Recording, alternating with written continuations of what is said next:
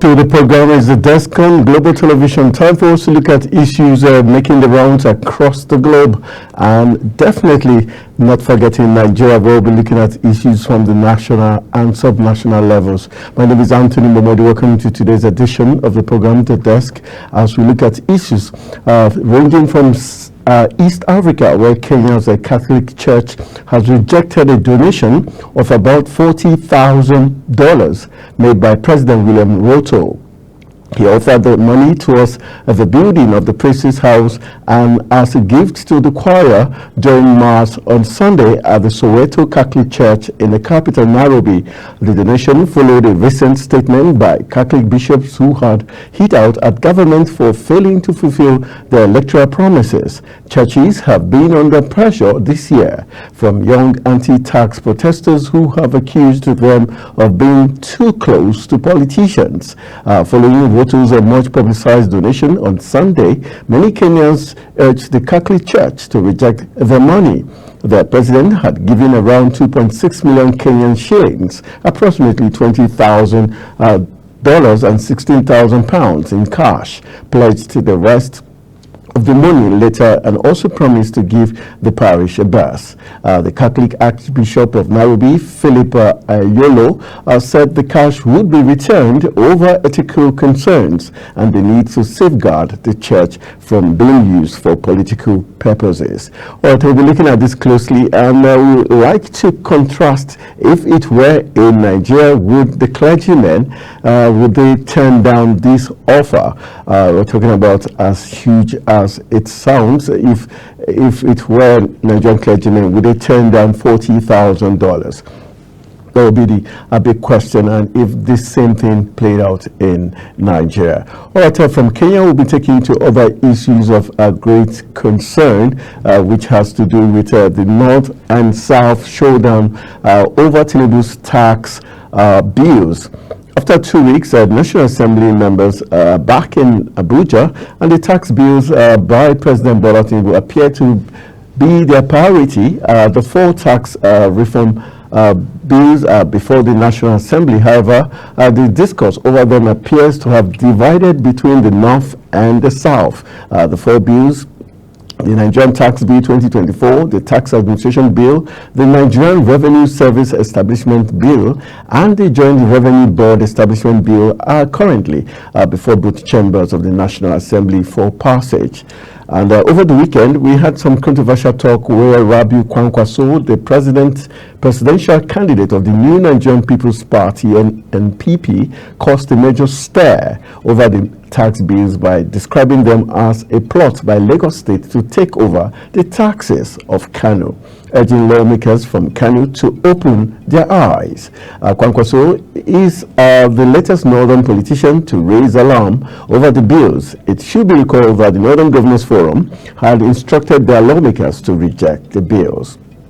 So we'll be looking at this very closely, and from there we'll be moving on to other issues of national interest as we put our searchlight on the issue that has to do with the Senate, and also we'll be looking at issues of other national interests across board. We hopefully will be looking at the fact that we'll be having two guests joining us via Zoom, and we'll also be searching into the oil and gas sector, where the oil production is in the news as oil thieves are being said to be angry with that's talking about Tom Polo. Tom Polo says the oil thieves are angry with him. That's talking about the founder of Tita Security Services Nigeria Limited, High Chief Government.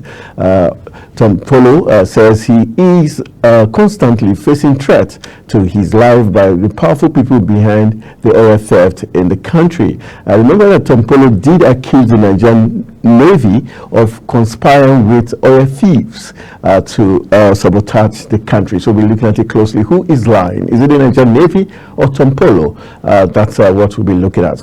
And we'll go for a quick break. When we return from the break, we'll be talking to our guest. Hopefully, Olugbenga George will be joining us. And also, we expect the global president of Rebuild Nigeria 360, who is a constant fixture on the decks to also lend his voice as we look at issues of a national interest on today's edition of the program, The Desk. And just not to forget that Nigeria's population is also in the news, where it's been said that 450 million is how much people that will be in Nigeria by 2050. These are other very interesting talking points after this break when we hit the discuss button. Stay with us.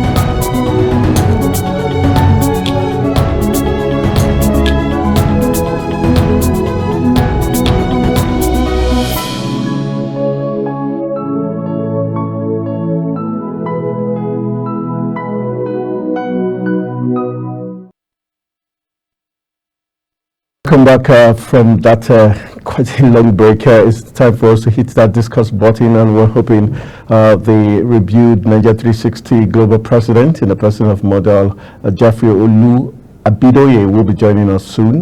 Let's just update you that experts on Tuesday said Nigeria's population may surge to 450 million if urgent action is not taken to address the growing population. The experts expressed their concerns at a media roundtable ahead of the 8th Nigerian Family Planning Conference organized by the Association of the Advancement of Family Planning in collaboration with the Federal Ministry of Health and Social Welfare and other family planning stakeholders in Abuja. In his opening remarks, the chairman of the management committee and chairman of the local organizing committee, Dr. Ejike Oji, said Nigeria's fertility rate is high and there is a need to reduce the rate to 4%. Ejike, who is also the Nigerian CSO Focal Point FP 2030, stated that if Nigeria did continue with the same fertility rate that we have now, our population will be going to be driven over 450 million by 2050. And it stated that the fertility rate has, however, reduced from 5.3% to 4.8%. The experts said the forthcoming conference themed sustaining commitment for family planning within the Nigerian health sector renewal investment initiative, advancing progress towards achieving FP 2030 goals will re-emphasize the importance of family planning. All right, moving on to another very important, the PDP crisis. Ahead of the People's Democratic Party 99th National Executive Committee meeting slated for November 28th, there are indications that Umar Damagum has perfected plans to remain as the acting national chairman of the party till next year. Reports reaching us says Damagum-led National Working Committee is scheduled to meet with 36 PDP state chairmen and the FCT chairman at the party's headquarters today. A senior figure in the PDP leadership who spoke on the condition of anonymity because he was not authorized to speak on the issue, informed our correspondent that most of the chairmen have arrived in Abuja, suggesting that the meeting could be related to the upcoming NEC, since assuming the position of acting national chairman following Senator Ayo Charles Ayu's removal by the court. Damagum has faced growing criticism from party leaders amid ongoing PDP crisis, with increasing calls for his resignation. His alleged lack of decisiveness was blamed for the worsening political crisis in Rivers State between Governor Sim Fubara and his predecessor, now the Minister of the Federal Capital Territory, Nyesom Wike.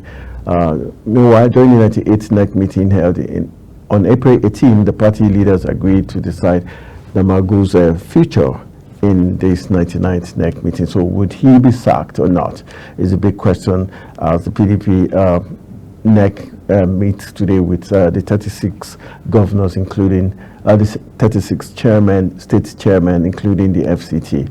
So it's going to be a big end of the meeting to see the communique and the decision of the People's Democratic Party. Already we know that the Senate, as we speak, already to also approve Tinubu's $2.2 billion loan, and we'll be talking about that issue as regards if the Senate would be approving it or not.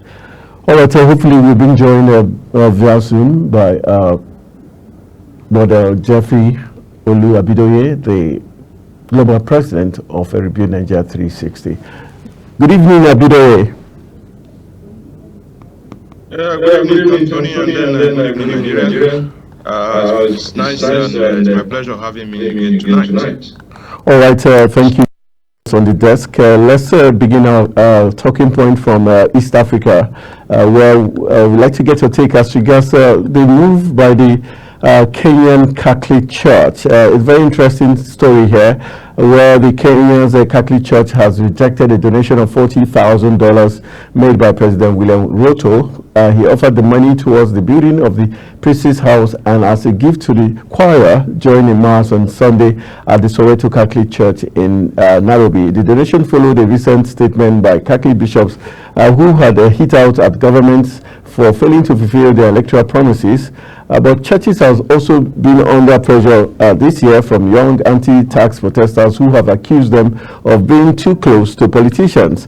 Following Ruto's much publicized donation on Sunday, many Kenyans urged the Catholic Church to reject the money the president had given, around 2.6 million Kenyan shillings. For you, the fact that the church has decided to reject the money based on ethical issues, do you see that as a great move by the church? And if you just oppose it to what is playing out in Nigeria, do you think we would have seen the same response?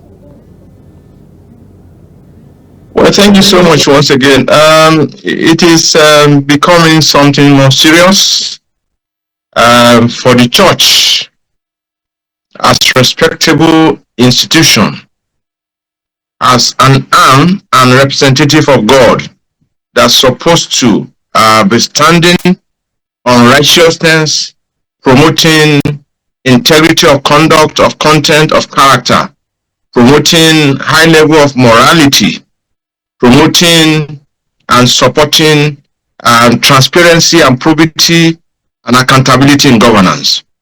But unfortunately, in recent time, in Africa, it appears the church now has become an appendage of government for politicizing, for politicking, for campaign.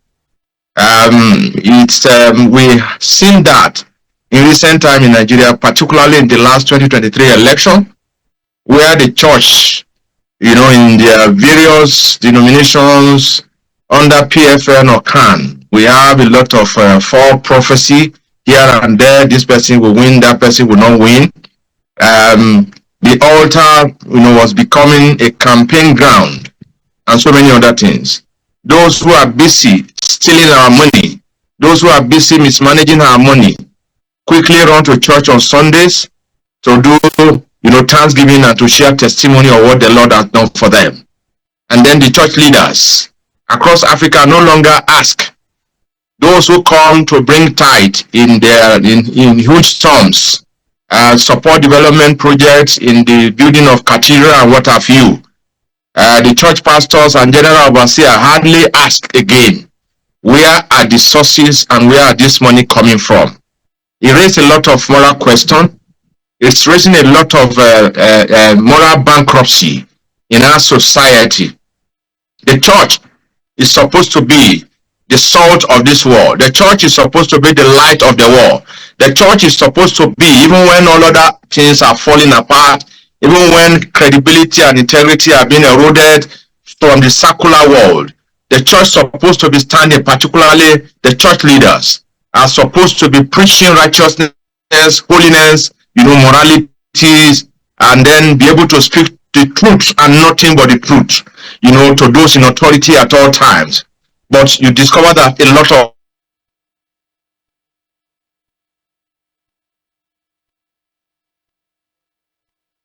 slight audio hitch there. We hope Abidoye will be able to reconnect and we can get him sound and clear as regards his take on what's playing out in Kenya, where the president's donation of $40,000 was rejected by the Catholic Church in Nairobi due to ethical issues and the fact that the church believes the government is not putting the interests of the Kenyan people in front rather than play politics.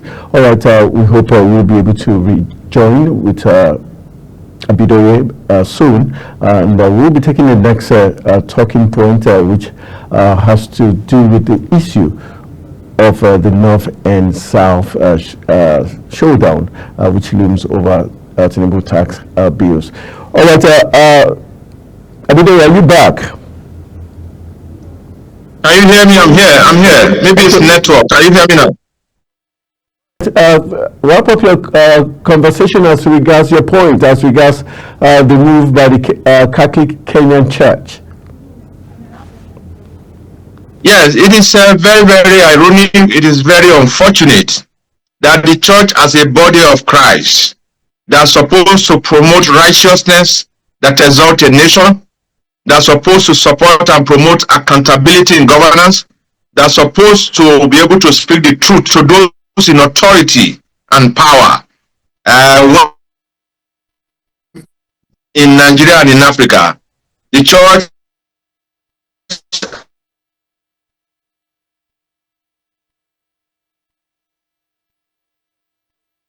issues causing lots of hitches right here.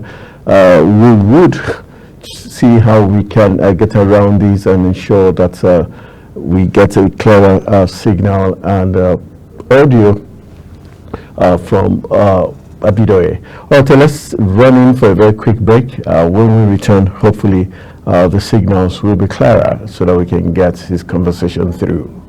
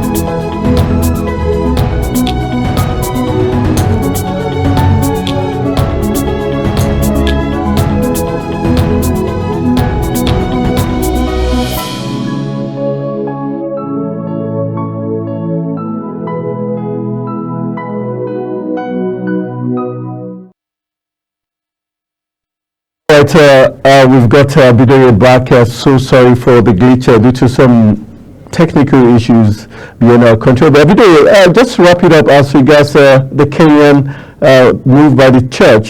How do you think this is going to pan out, especially the fact that the church was under pressure, and now that they've done this, the bishops recently, the Catholic bishops, which represents all Catholic bishops in the country, accused the government of perpetuating culture of lies.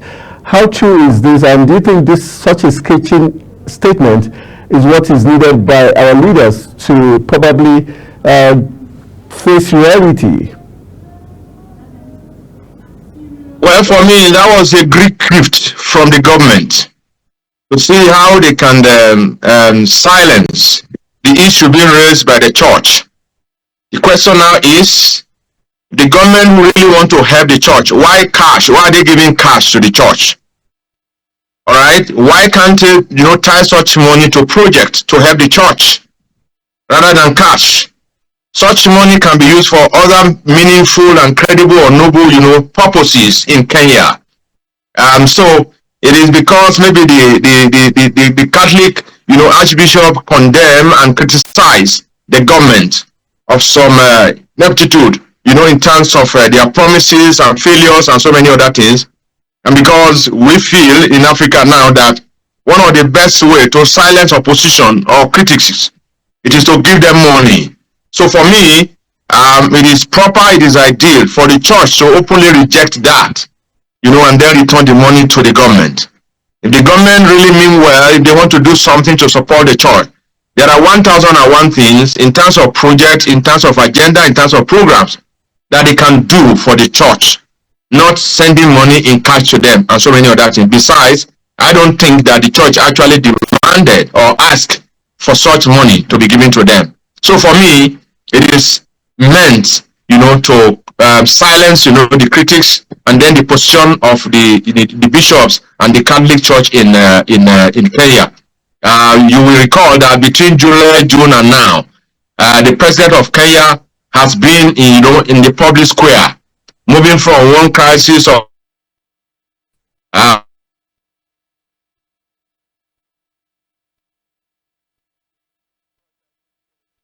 it's not any nice as the hitches are becoming one too many, and it's so sad.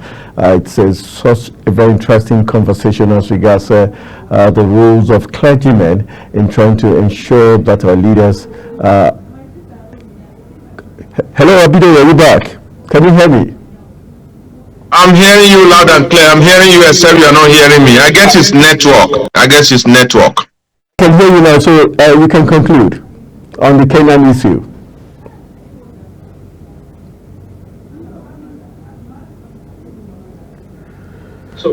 A great gift from the government to the church. The church, as far as I'm concerned, does not ask for the money. The church, as far as I'm concerned, does not deserve such a gift at this point in time. If there's any area that the government think they want to support or help the church, it shouldn't be cash. It should be tied to a project, either in the church or the school, and all that will help the young ones, that will help the needy, that will help the widow, that will help the orphans in the society. It could be tied to, social facilities and infrastructure. There are other things that are begging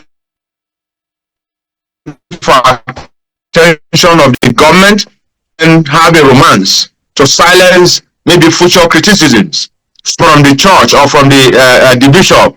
That's why the government of the day, from what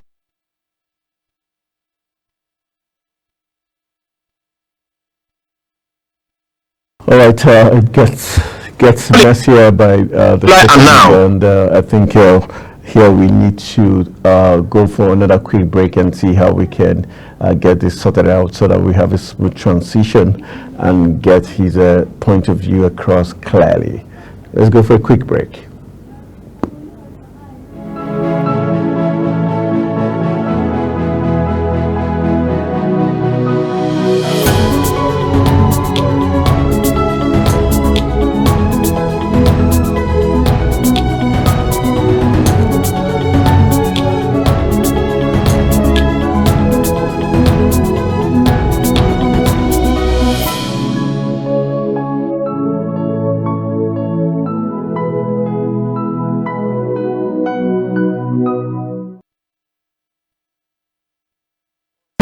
Back again, and hopefully the desk will never give up. Let's get back to Abidoye as we continue our discussion as regards what's playing out in the East Africa. All right, Abidoye, thank you for rejoining us. Let's move on to the issue of the concerning Nigeria, where it's looking like the North versus the South in as regards the tax reforms.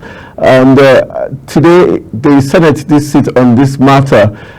How bad do you feel that this tax reforms is pitching the North against the South, where the Northern leaders like Rabiu Kwankwaso stood up to say it looks like Lagos State is trying to take the tax benefit of Kano State, and that's how he put it. And the Northern Governors Forum has urged the Northern senators or lawmakers to reject the bill. What do you think is playing out here?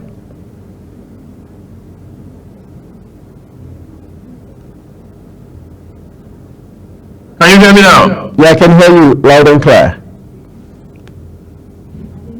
Can you hear me now? I can hear you loud and clear. Go ahead. Hello, Anthony, can you hear me? Yes, go ahead. I can hear you.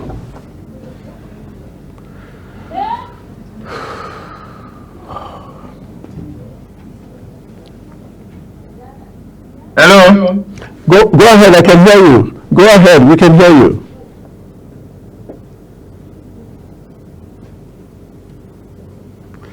And I think yes, absolutely a great gift. It is purely a great gift from the president to the church. I said clearly that rather than giving cash, when even the church does not demand for that, there are things that the government can do to help the society, to help the church.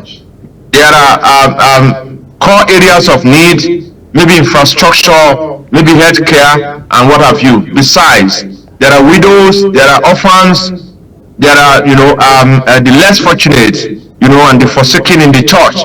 That such money can be used to take care of, rather than giving them $40,000 or what have you, and so many other things and all that.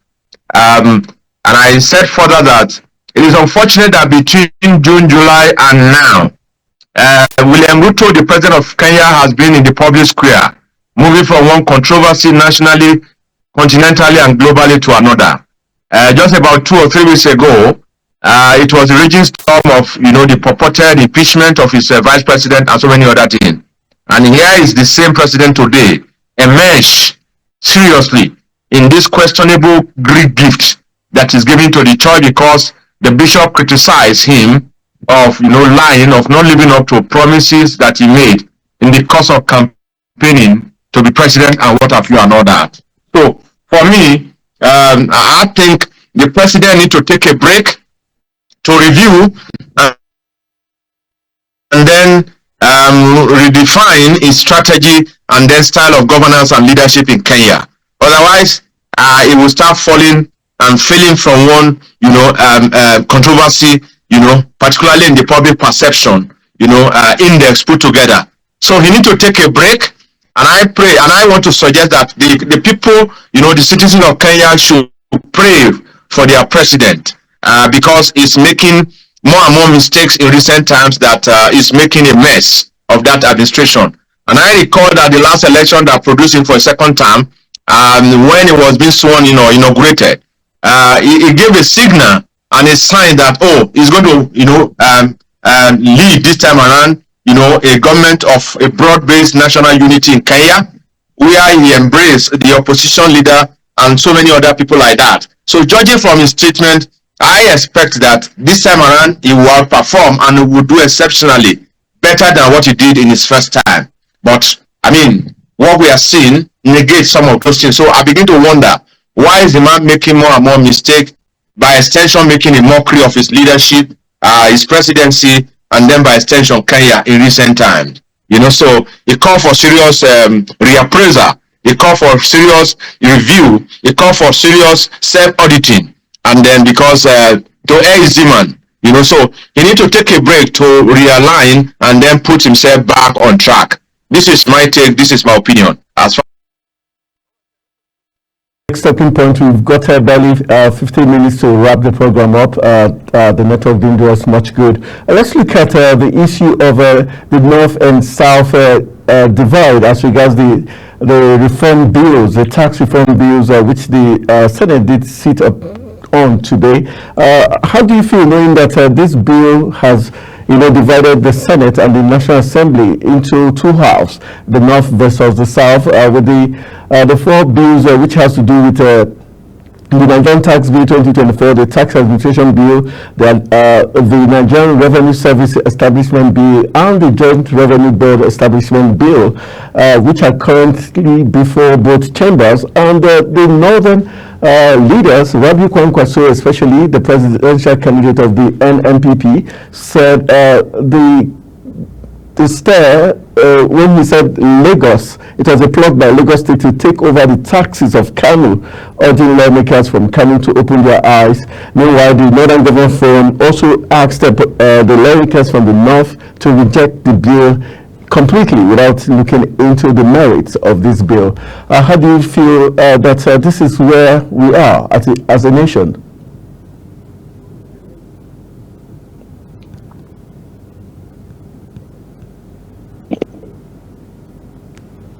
Well, thank you so much. Can you hear me? Yes, I can hear you loud and clear. Go ahead. Go ahead. We can hear you. Can you hear me now? Yes, we can. All right. It is very, very unfortunate, this northern and southern dichotomy, this bad politicking that more often than not, the northern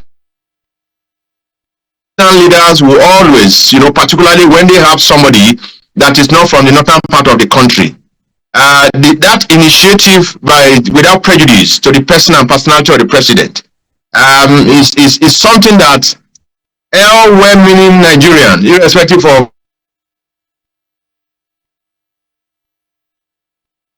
the class, irrespective of status, rather than borrowing, depending absolutely on the fluctuation of oil price markets, which is our mainstay of our economy in this country, the surest source of generating fund for projects for infrastructural development and for sustainable economy is on taxation. This is the very first time in a long while that a bill to reform and to redefine the tax system in Nigeria is being put forward. It's unfortunate that the likes of Kwankwaso and a couple of others, even the northern elders, you will recall about 3 weeks or a month ago, when this bill was draft bill was sent to National Assembly, they all met and they all said no, it should be withdrawn and all that kind of something. The next two met. Largely people from the northern part of the country are conspiring against, this bill seeing the light of the day. For me, it is not healthy at all. Because if you look at the withholding tax and the VAT being generated, the state that generated the highest is Lagos. At the end of the day, in the sharing formula, places and states like Kano take the largest share because it is shared based on the total number of local government and other, parameters or variables and all that.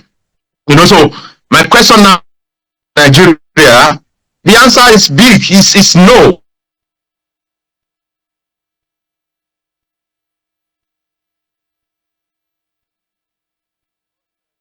See how quickly we can get this conversation wrapped up in terms of the issue of the tax reforms, which is currently before the National Assembly, and the lawmakers are trying to reach a truce as to whether to accept the bill or not. It was a very sharply divided house when it came up for discussion earlier today. So we're still looking at it, what this means, and if the bill would survive or not. All right, just as we reach the business end of the program, we also have another talking point which has to do with the founder of the Tantita Security Services Nigeria Limited, talking about how the person of High Chief Government Ekpemu Polo, alias Tom Polo, says he is constantly facing threat to his life by the powerful people behind oil theft in the country. According to him, the oil thieves are powerful people outside the Niger Delta. Tom Polo, speaking at Okporoza, the headquarters of the Baramatu Kingdom on Monday, alleged that some naval personnel a few days ago forcefully attacked operatives of the private outfit during the arrest of some suspected oil thieves along the Port Harcourt creeks. Speaking during a working visit to the Nigerian Bar Association National Executive led by its president, Afam Osigwe, to the oil-bearing community, Tom Polo called for synergy between the Navy and other security outfits. So very disturbing the fact that Tom Polo noted that in the course of the surveillance operations to round up crude oil barons, Tantita had stepped on toes and had become the target of revenge missions. So the question is, how come suddenly the Nigerian Navy, which is supposed to protect oil resources, are the ones being accused of conspiring with oil thieves to shortchange the nation? A very disturbing development in our country. So we hope the leadership of the Nigerian Navy will do the needful to carry out a very deep investigation just to prove that the leadership of the Nigerian Navy is not involved in this alleged conspiracy, according to Tom Polo, who has vehemently said the Nigerian Navy are in connivance with oil thieves to shortchange the nation. All right, for the want of time and due to the poor network services we're having, we will be coming to a wrap on today's edition of the program, The Desk. My name is Anthony Momodu, saying we're deeply sorry for the litany of break of transmission due to the poor network service. Let's do this again tomorrow. Good evening.